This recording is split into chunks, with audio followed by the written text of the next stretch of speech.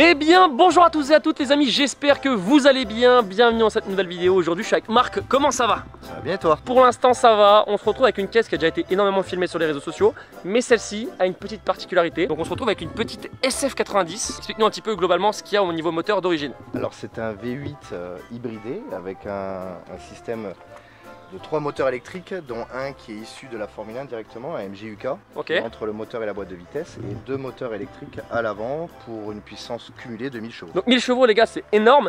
Mais évidemment comme nous on est des fous, on s'arrête pas aux 1000 chevaux. C'est-à-dire que cette voiture n'est pas d'origine. Oui, vous l'entendez bien, c'est une SF90, c'est pas d'origine. Donc là vraiment on passe à un stade où t'es complètement un malade. Pour moi c'est un peu comme si tu carto une Bugatti, tu vois. Tu penses avoir combien de chevaux? J'estime entre 1150 et 1200 chevaux. En fait ce qui est intéressant sur cette voiture les gars, c'est qu'il n'y a pas que le moteur thermique, parce que comme on l'a dit c'est un moteur hybride sur cette voiture, donc il y a des moteurs électriques, des moteurs thermiques. Le moteur thermique de base développe combien de chevaux? Il fait 780 chevaux, c'est le moteur de la F8 Tributo qui a été réalisé de 3 litres 9 à 4 litres. Surtout 3 moteurs électriques dont 135 chevaux à l'avant, 204 au milieu, plus 800 chevaux. Ok. Qui fait normalement cumulé à peu près 1120 chevaux et ils l'ont limité à 1000 chevaux. Déjà c'est hyper puissant, on a une voiture qui est vachement aérodynamique, qui permet vraiment de prendre un maximum l'air, donc forcément tu peux quand même bien pointer avec ça, t'as pas un gros aileron à l'arrière qui t'empêche de pointer, et t'as surtout la force de l'hybridification qui te permet justement de faire un 0 à 100 monstrueux d'origine. Ce qui te bloquera après c'est les pneus, bah, ça patine. Donc du coup les gars on va faire l'essai de cette voiture qui fait plus ou moins 1200 chevaux, c'est un truc de ouf, voilà. Et ce qui est cool c'est que c'est 1200 chevaux dans une voiture qui reste malgré tout très utilisable au quotidien. Explique-nous un petit peu pour cette face avant, ce qui est intéressant c'est qu'en fait tout est en carbone, il y a beaucoup de parties en carbone qui sont peintes en fait. Tout ce qui est peint de toute façon c'est tous les éléments de série de la voiture.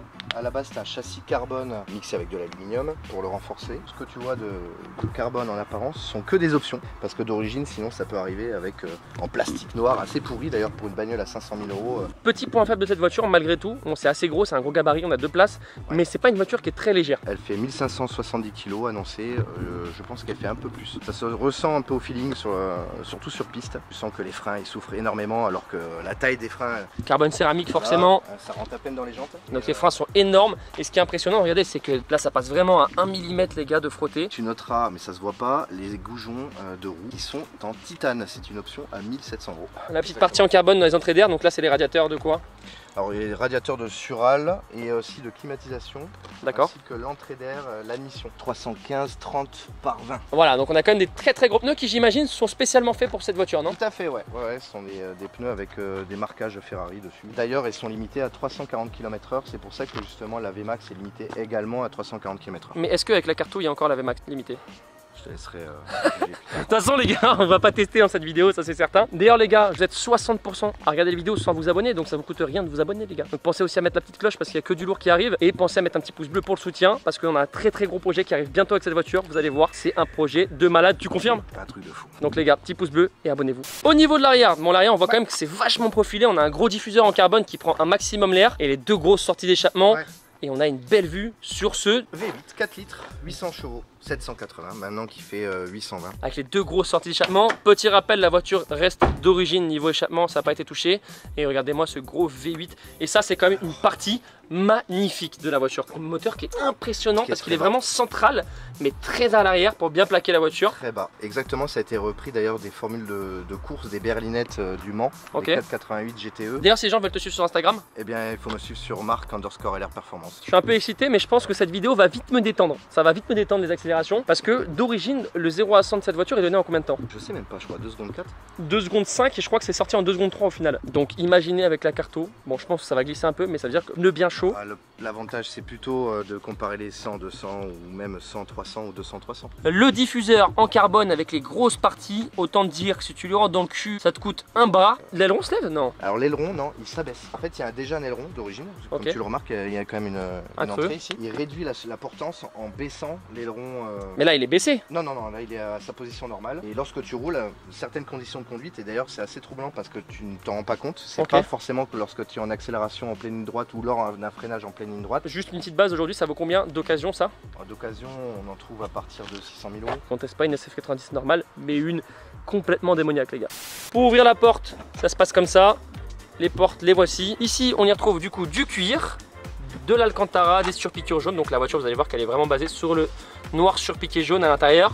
Pour rappeler les étriers de frein d'ailleurs. Le petit logo SF90 Stradale juste ici, c'est magnifique. Et là, quand tu mets le Avec contact, la petite cinématique qui va bien. les sièges, du coup, tu as choisi parce qu'il faut savoir que cette voiture, tu l'as pris neuve, qui neuve d'ailleurs sortait beaucoup moins cher que ce que ça vaut maintenant. Cette configuration, elle est à 520 000 € et d'origine, ça valait sans option 434 000 il me semble. C'est quoi ce bruit horrible qu'on entend?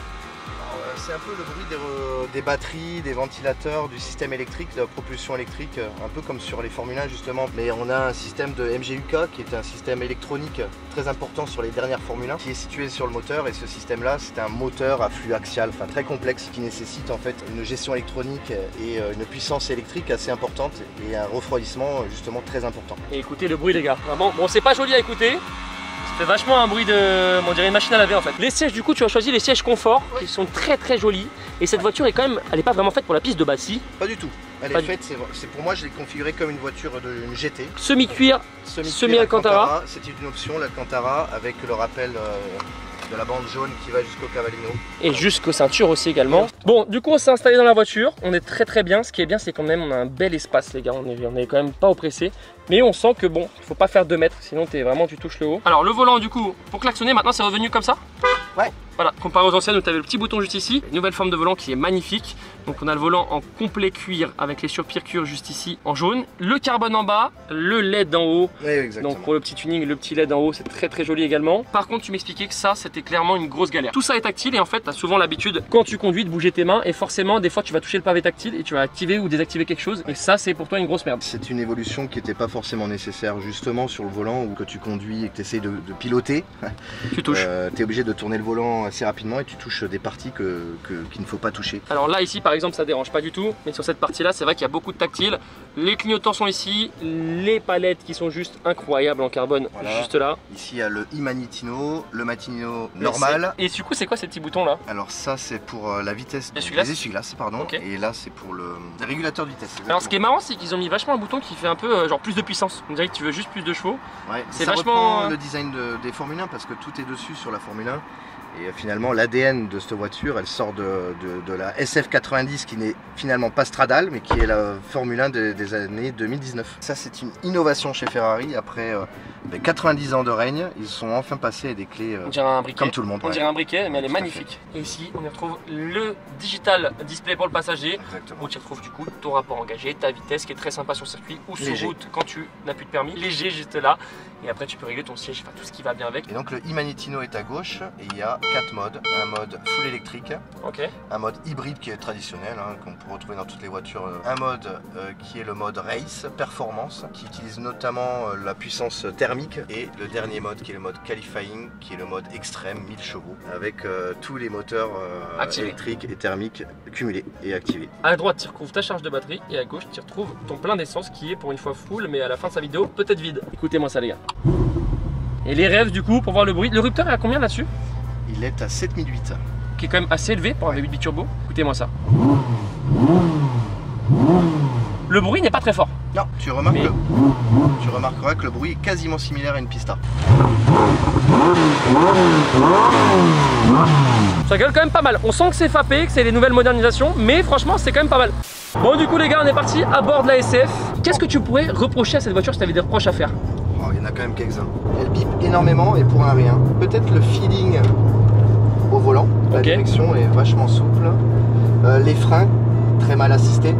C'est-à-dire qu'il y a un premier freinage électrique et ensuite un freinage mécanique. La progressivité entre les deux est assez compliquée à gérer. Est-ce que tu trouves qu'elle vaut son prix?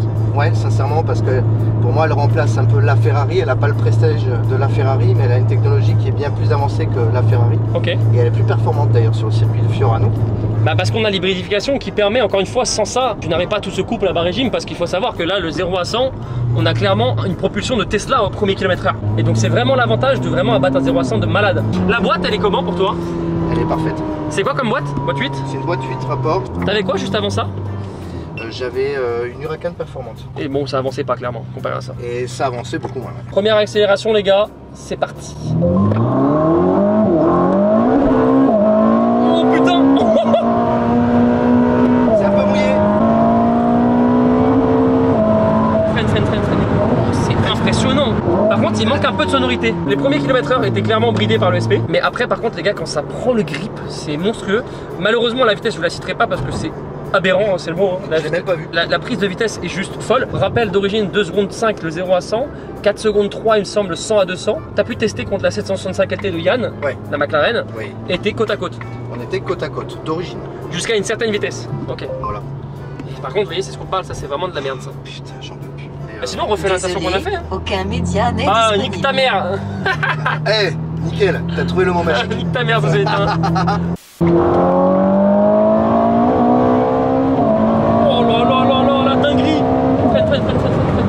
C'est mouillé, j'ai peur.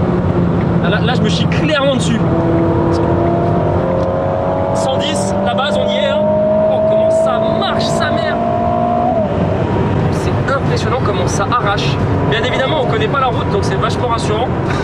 On la connaît, mais bon, je vous dis pas, on la connaît pas du tout. Oh là là là là. Oh là là. C'est bon. Ça monte le cœur, hein. Mais c'est vraiment dommage qu'il n'y ait pas cette sonorité. Mais par contre, on a une sonorité qui est très belle, qui fait vachement voiture de course, mais qui manque un petit peu en termes de puissance sonore. Ah, il manque des aigus. Vous voyez, pour s'insérer sur l'autoroute, C'est pas tout déconnecté quoi. Non, surtout pas. T'es sûr? Ouais, déconnecte pas tout. Oh la boîte. Oh putain, bon, heureusement que je vous ai pas mis un indicateur de vitesse juste ici. Bon, parce que évidemment on aurait dû le flouter, hein. Non, par contre c'est vrai que c'est impressionnant. Moi j'adore cette boîte de vitesse. Ouais. Qui met vachement d'un coup, qui me rappelle un petit peu celle de ma McLaren aussi. Oh là là. Oh là là là. Oh sa mère.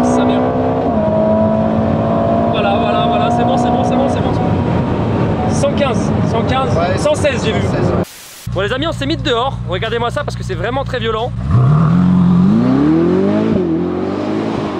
Par contre, ça fait vraiment pas de bruit de dehors, enfin c'est impressionnant, faut dire ce qu'il est, c'est vraiment aseptisé mais j'ai jamais vu ça. C'est la première fois que je vois une voiture qui fait si peu de bruit.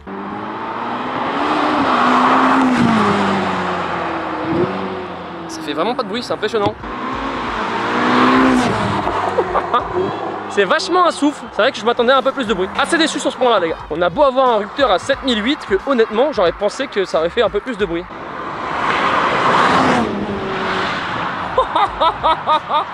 Oh putain le bordel. Tellement elle fuse la caisse qu'on n'entend même pas. Par contre les gars j'insiste, je compte sur vous pour mettre un petit pouce bleu, ça coûte rien et ça aide énormément au référencement de la chaîne. Comme je vous le dis, vous êtes beaucoup à regarder les vidéos sans vous abonner, donc pensez aussi à vous abonner.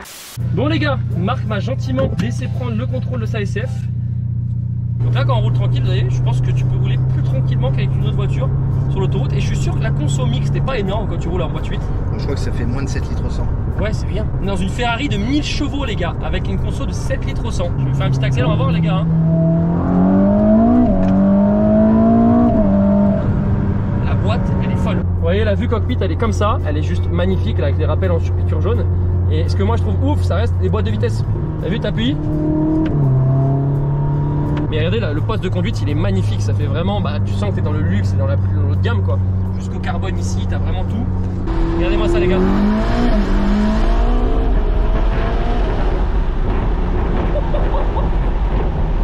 Putain elle décolle la voiture, c'est impressionnant.